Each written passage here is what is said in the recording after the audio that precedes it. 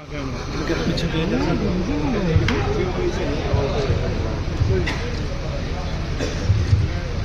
तक दीप प्रज्वलन और पुष्पांजलि अर्पित होती है, सभी पत्रकार साथी जो भी हमारे पंडित जी हट जाओ, हट नहीं हट जाओ, सामने चले वो उधर वो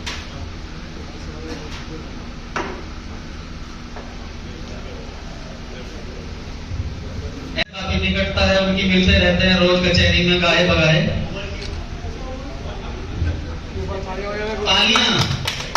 तालियां जरूर बजाई जाए, क्योंकि ये वो सम्मान है जो एक लंबे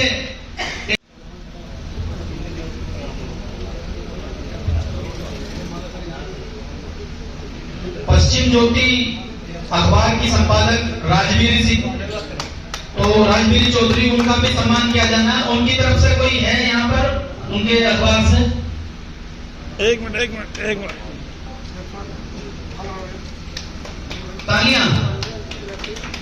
तालियों में कंजूसी ना करो। सरपंच जी तालियां हो गए लोग जी? नहीं अभी। ओफो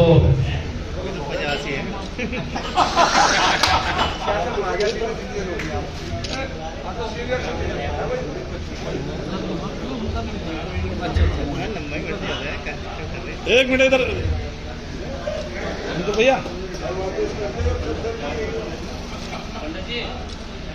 नहीं है, तो राजवीर सिंह जी के तरफ के लिए मैं कोई एक व्यक्ति जो बहुत आसपास नजदीक है, चलिए हाँ ठीक है।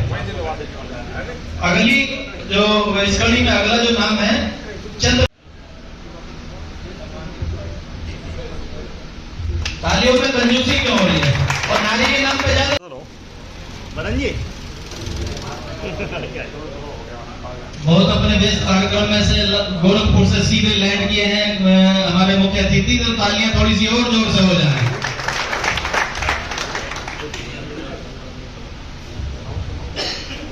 एक एक करके माला भी पहना तो वहां ठीक लगेगा। ये बहुत माला पहना रहे लोगों को।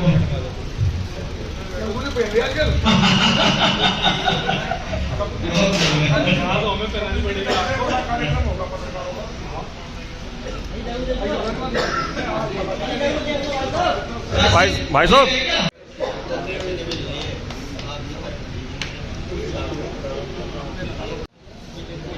अब मैं दिनेश अस्थाना जी हमारे बीच में हैं।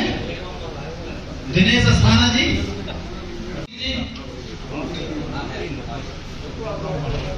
राजेंद्र कौशिक जी, मंचासीन अतिथियों का, मंचासीन लोगों का भी सम्मान बहुत जरूरी है। तो संजय अग्रवाल जी जो मुझे बड़ा धमाका, छोटा पैकेट बड़ा धमाका, रविंद्र चौधरी को लगवाना है आज से। हाँ हाँ वही लगना।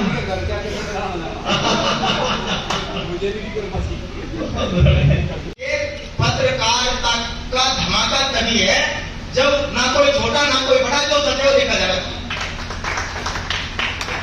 और आपकी जब तक आप लिख रहे हैं, जिस दिन आप लिखना छोड़ दोगे कोई आपको पूछने वाला नहीं है। कोई छोटा हो कोई बड़ा हो, इससे हमें कोई मतलब नहीं है, क्योंकि पद और पैसा ये तो परिवर्तनशील है। जो आपको आज बड़ा दिख रहा हो कल वो कहीं नहीं मिलेगा, जो आपको कहीं नहीं दिख रहा हो कल वो बहुत बड़ा मिलेगा।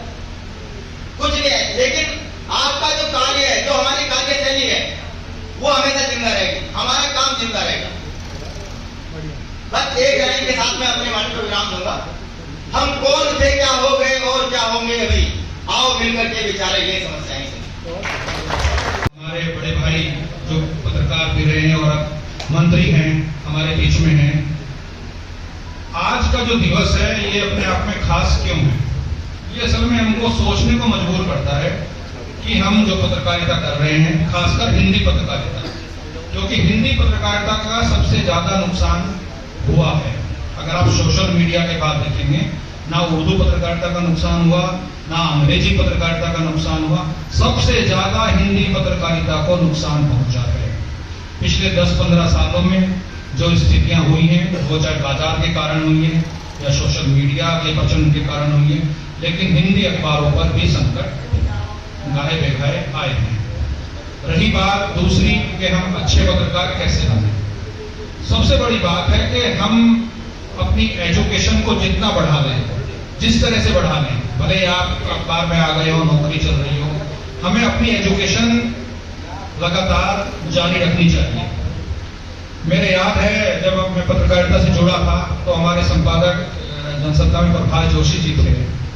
वो कहा करते थे कि एक पत्रकार के लिए कम से कम 2 घंटे लाइब्रेरी में बैठना बहुत जरूरी है, चाहे वो छोटे जिले में हो या बड़े जिले में हो या अखबार के ऑफिस में। आपको बता दें दिल्ली के जितने भी बड़े अखबार हैं हमारे, सब में अपनी अलग लाइब्रेरी है, वहाँ ऑडियो वीडियो से लेके किताबें हैं। लेकिन हम इस चीज से दूर जा रहे हैं और यही हमारे सबल होने का कारण है एजुकेशन। एजुकेशन से ही आप किसी को भी मार्क दे सकते हो, अपनी बुद्धि से, अपनी पत्रकारिता से।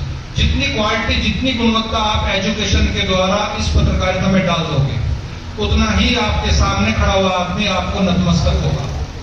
मेरे अच्छे से याद है, पिछले दिनों की बात है, जब धर्मेंद्र जी MP हुआ करते थे।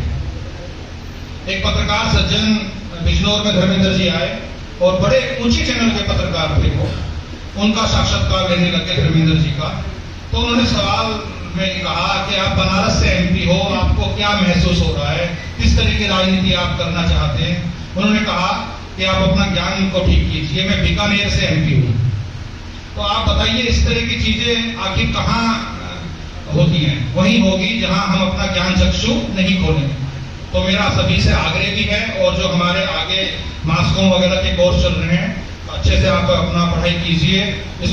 भाई मन संचालन ज्यादा किए ना, मैंने भाई गलती सलती सी हो तो अपना थोड़ी और होगी जरूर दो चार। तरुण बहुत मजे ले रहा मेरे को सुन के ना। अकेला ही चला था, बस हो गया। कैसे है वो शेर? नाम कर लगा था। मैं अकेला ही चला था, जानी बे मंजिल लोग आते रहे, कारवां बनता गया।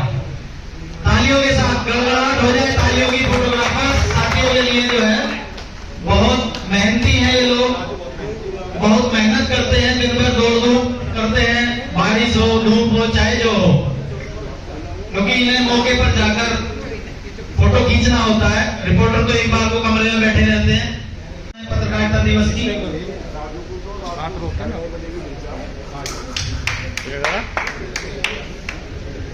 तालियां होती रहे।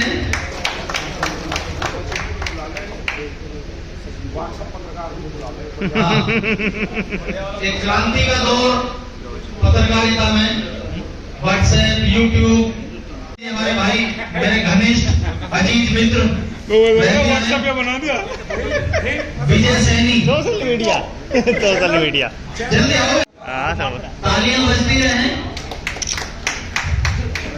अब मैं कांग्रेस से बोल रहा भैया, इस बात का कुछ मतमानी हो। संदीप सबको ना कर दोगे इकट्ठे ही? तो सबको दे दो। हाँ और क्या, माला तो बनाई दो कम से कम।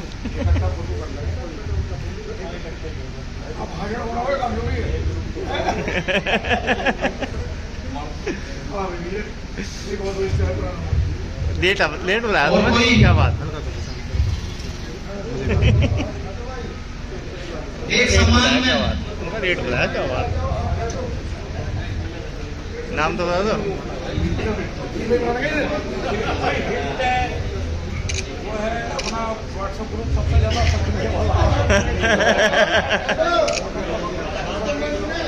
इस कड़ी में एक सम्मान, विशेष सम्मान, आज का मैं सबसे बड़ा सम्मान जिसको मानूंगा किया जाएगा, सलेखपाल। देख लो ये कितना, मतलब युवा पत्रकारों में वासुदेवन बोल को नहीं पाए, लेकिन सम्मान पाने के लिए आए जल्दी। वासुदेवन प्रजापति इधर पता नहीं क्या बनाना चाह रहे तुम। दीवान प्रजापति हम तो भाई में कोई फर्क मानते हैं। ये तो तारा सिंह बताओगा। बहुत बहुत भाई तालियों के साथ बहुत स्वागत। संजय अग्रवाल जी आए।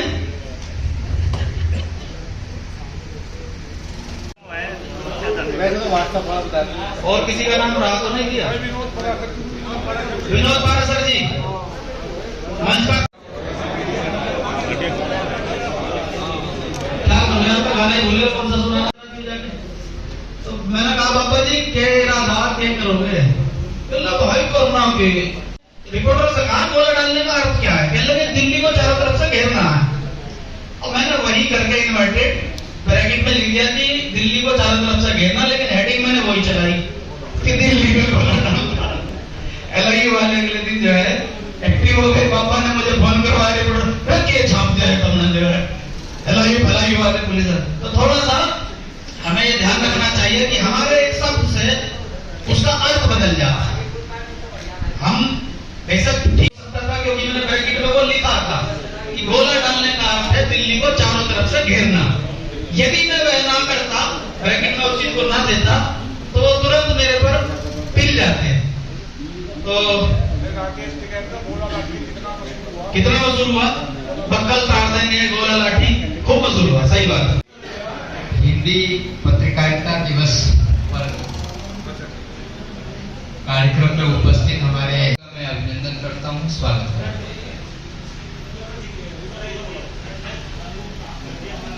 कुछ चंद शब्दों में ही मैं अपनी बात को विराम दूंगा। अभी हमारे साथी रणवीर जी ने भी और मुरली साहब ने भी संवेदना की बात कही, समय की बात कही और पत्रकारिता में जो बदलाव हो रहा है उसको लेकर के उन्होंने बात की। मैथिली शरण गुप्त जी का एक कविता है, केवल उस कविता के माध्यम से मैं अपनी बात को समाप्त करूंगा, क्योंकि हम लोग भी एक प्रोफेशनल पत्रकार हैं, कुछ स्वतंत्र रूप में भी करते आ रहे हैं, कुछ शौकिया भी करते आ रहे हैं, लेकिन हमें उस विधा को जिंदा रखने का भी जो है दायित्व बनता है। तो मैं कहूंगा कि नर हो न निराश करो मन को, नर हो न निराश करो मन को, कुछ काम करो, कुछ काम करो, जग में रहकर कुछ नाम करो, यह जन्म हुआ किस अर्थ अहो, समझो जिससे यह व्यर्थ ना हो। कहने का मतलब यह है कि हम जिस काम में लगते हैं, अगर हमने किसी मुद्दा को उठाया तो उससे हम समाज को दिशा भी दे सकते हैं। धन्यवाद।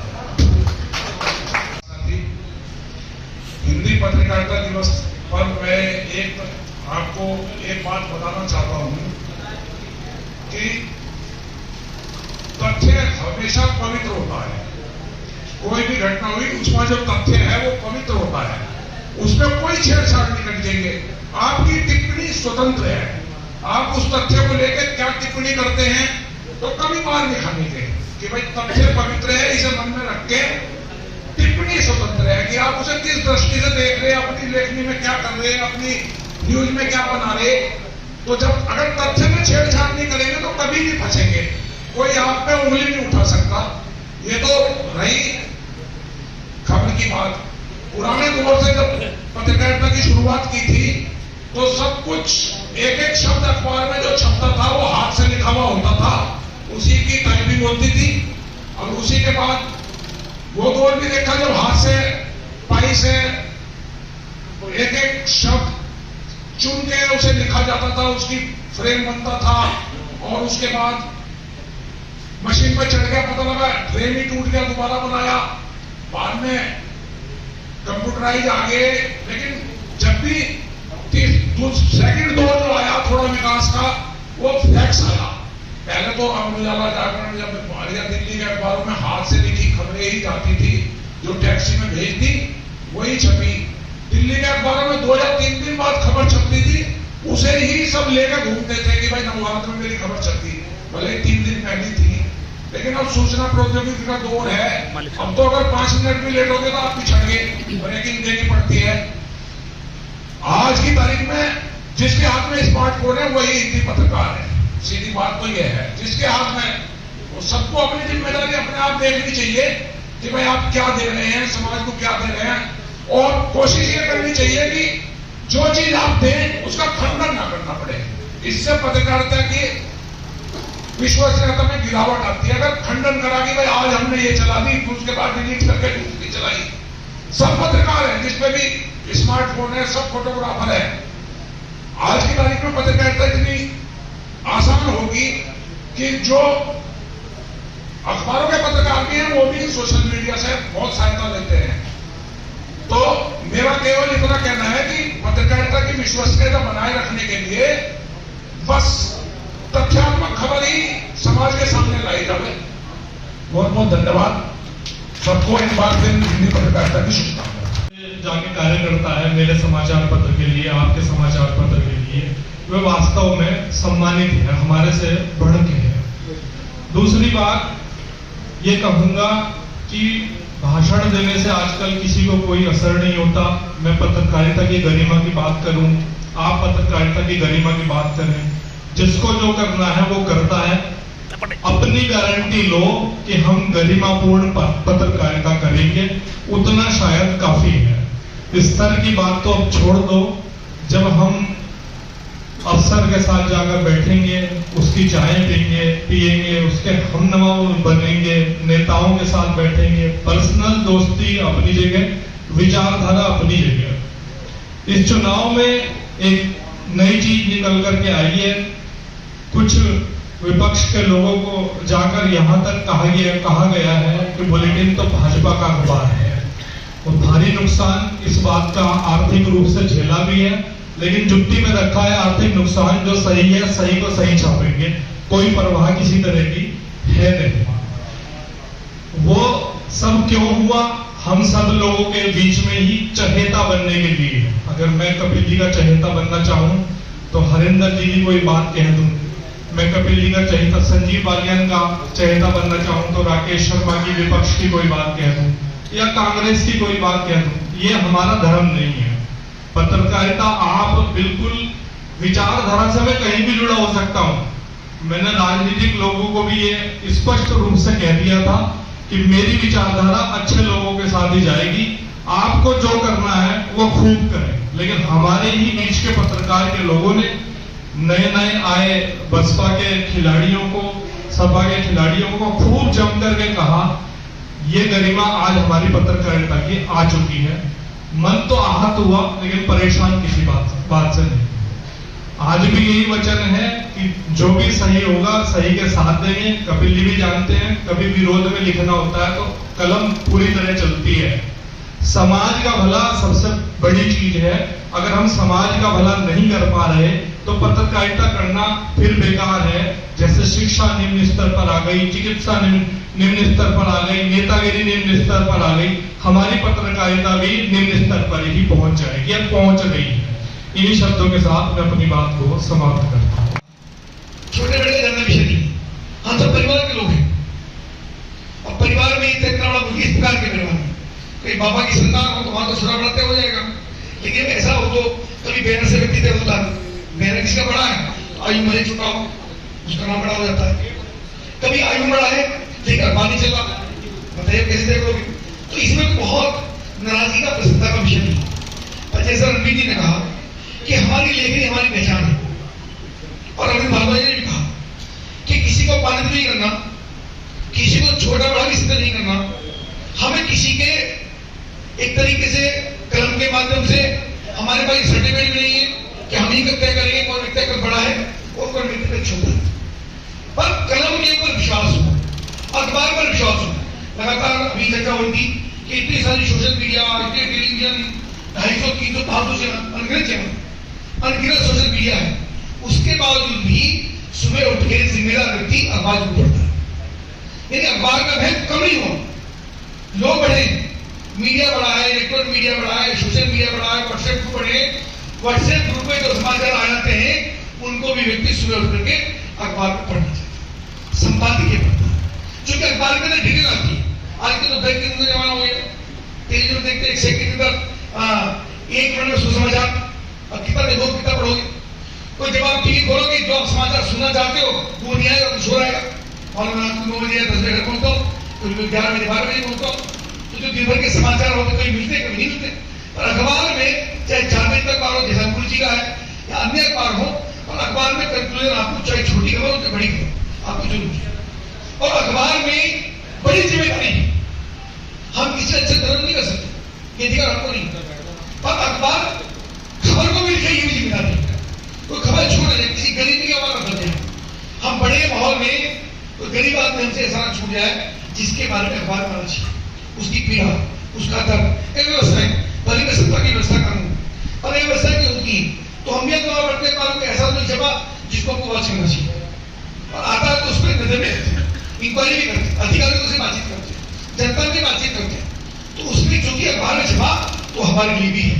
कई बार टिप्पणी होती है, इधर पर जो दिखाई दे रहा, देख नहीं रहे, सो रहे, प्रशासन शासन की सुनने नहीं आ रहा, तो व्यक्ति कपिले को टिप्पणी नहीं है। आज मैं मंत्री विधायक हूँ तो इसलिए मेरे पर टिप्पणी है, कल नहीं होगा तो मेरे पर नहीं होगी दायित्व के हिसाब से, तो उसमें बुरा मानने का भी कोई विषय नहीं। तो अपने मेरे प्रसन्नता का विषय है कि आप सबके बीच में बहुत साधारण परिवार से और बहुत साधारण पत्रकारिता से, आप सबके प्यार से भरपूर सारे साथी मेरे बैठे हैं। पिछले लगभग 24 वर्ष तो मुझे राजनीतिक क्षेत्र में हो गए, 2002 22 वर्ष हो गए, और उससे पहले भी समाज में काम करते थे, पत्रकारिता में काम करते थे। चाहे किसी ने भी व्यक्ति को उसको कोई हानि पहुंचाने की कोशिश नहीं की, बात होती है मित्रता होती है। अब मेरी भी कोशिश रहती है कि सबका सम्मान, छोटे हो बड़े हो सबका मैंने सम्मान देने की कोशिश की और परिवार की तरह रखा है। कभी ये नहीं सोचा कि मैं थोड़ा 2 कदम आगे बढ़ गया तो ये सब हमारे घर में छूटे, कोई छूटा नहीं है। सभी के प्रति मेरा स्नेह, सभी के प्रति प्यार और आप सबका भाई के नाते, मित्र के नाते आपका बिल्कुल व्यक्तिगत अधिकार हमारे ऊपर और ज्यादा है। और नहीं तो और ज्यादा इसलिए है कि मैं आपके बीच से निकल कर यहाँ तक पहुंचा, पर मैंने कभी अपने आपको बड़ा नहीं माना, निकलता पड़ता कभी कभी से बातचीत करता रहता हूँ, बात करूँ बिना काम के टेलीफोन करने की कोशिश करता हूँ, हाजार पूछिए हो गया, शाम को शिमूल के पहुंच गए, बहुत सारी बातों को बता करते। पत्रकारिता की बात में आई, अधिकारी के पास चाहे क्यों कोई दिक्कत नहीं, नेताओं के पास चाहे क्यों कोई दिक्कत नहीं। एक छोटी सी बात आपको सुनाता हूँ। एक महिला बहुत गरीब, दिन भर काम करती, अपने बच्चों के लिए चूल्हा चूल्हा जिसे महिलाएं काम करती है, तो उसका बच्चा इंतजार देकर गरीब आए कि बिल्कुल रोटी खिलाई, तो रोता रहता है स्कूल से आकर के। तो 2 बजे 3 बजे आते बच्चा मान लो 2 बजे स्कूल से आ गया, तो रोता रहता, रोता रहने के बाद उसको उसकी माँ की रोटी खिलाती, चुप करके सुबह। तो छुट्टी का दिन था, रविवार का रहा होगा, तो बच्चे को प्रसन्न करने के लिए अपने मेले में चलो मेले में चलते हैं। तो माता पिता दोनों और बच्चा मेले में चल गया। जब मेले में गया तो मेले में जाते जाते वो बच्चा फिर रोने लगा, बहुत जोर जोर से रोया। अब माँ बोली कि बेटा तब भैया मेला बना रहा है, मेले में लेकर तो झूले हैं, गुब्बारे हैं, खिलौने हैं, पटाखे हैं, इतनी सुंदर रौनक है और पूरा सब कुछ हो रहा है, रोने का मतलब क्या? तो बच्चा फिर भी रोता रहा। जब रोता रहा तो बहुत देर तक चुप नहीं हुआ, तो माँ ने उसको गोद में उठाने के लिए वो नीचे झुकी। अगर नीचे झुकी, बिल्कुल नीचे जिसमें बैठ गई हो, चूंकि बच्चा वो छोटा था, तो तब उसको पता लगा कि ये जो रौनक है इस बच्चे को नजर नहीं। मेरी बात समझो मुझे कि सच्चाई जो है, जो गरीब आदमी है, जो बहुत निर्धन है, जिसके पास टेलीविजन है, बहुत सारे लोगों का मोबाइल भी नहीं है, कच्चे मकान है, दिक्कतें हैं, उनको एक चमक दमक दिखाई नहीं देती। ये आनंद जो दुनिया का है तो उसको दिखता नहीं। गरीब की झोपड़पट्टी तक भी अगर कोई पहुंचता है तो पत्रकार की आवाज पहुंचती है। तो कहीं ना कहीं चूक हो गई होंगी, लेकिन ये सब एक परिवार का कार्यक्रम है, ऐसा नहीं कि साथ में किसी का कार्यक्रम है। तो त्रुटि हो गई होगी तो मैं भाइयों से क्षमा चाहते हैं आप सब लोगों की ओर से कि कहीं कोई गलती है तो उसके लिए क्षमा करेंगे, लेकिन उसको किसी भी बात को आप मन में न रखें। ये कार्यक्रम आपका है अपना, तो कार्यक्रम होते नहीं है, किए जाए तो कहीं गलती होकर कोई चीजें यहाँ से घर से बाहर नहीं जाती, तो ये सब अपना कार्यक्रम। इसके अलावा मैं ये तो कार्यक्रम के बीच की बात हुई, मैं एक बात और कहना चाहूँगा, ये भी सभी साथियों से चर्चा हुई थी कि अगले वर्ष जो कार्यक्रम होगा उसमें एक युवा पत्रकार को और एक फोटोग्राफर जो भी फील्ड में काम कर रहे हों उनको अलग से एक पुरस्कार डिस्ट्रिक्ट प्रेस क्लब की तरफ से दिया जाएगा। सभी के अलावा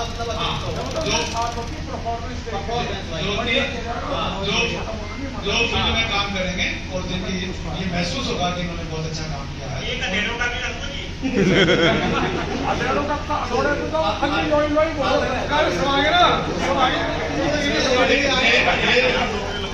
ये राशिद भाई का सुझाव बिल्कुल सही है, मान्य जाए। चर्चा करेंगे कि बुजुर्गों को भी हो गया, युवाओं को भी हो गया।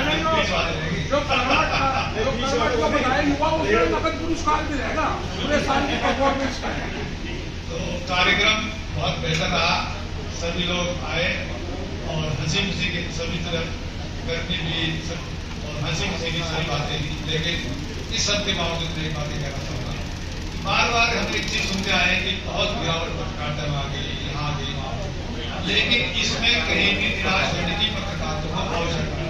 वजह गिरावट तो समाज के हर वर्ग में आई है, लेकिन इस सब के बावजूद भी जो जिम्मेदारी आप पत्रकार निभा रहा है ये कोई नहीं निभा। मरने में जीने में कहीं भी खड़ा है तो पत्रकार खड़ा है। किसी को आपदा बता रहे तो कहाँ जाएगा पत्रकार।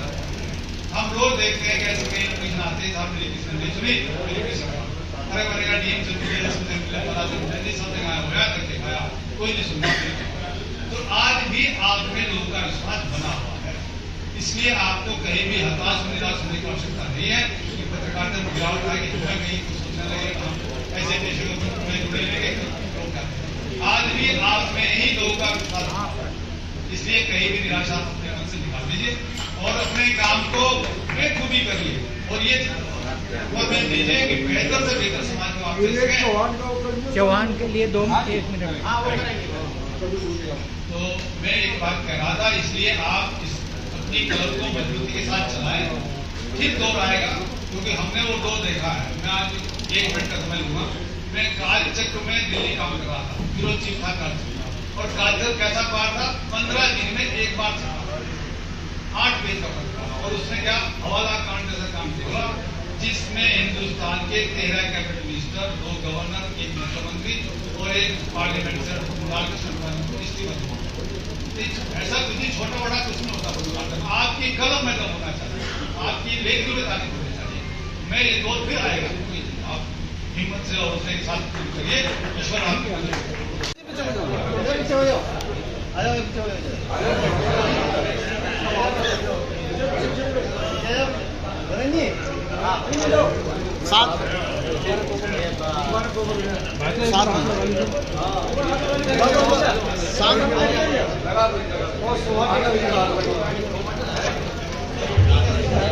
ये समय मेरे लिए बहुत ही सौभाग्य का विषय, बहुत ही मानवीयता दिखा है और इस समान मोमेंटो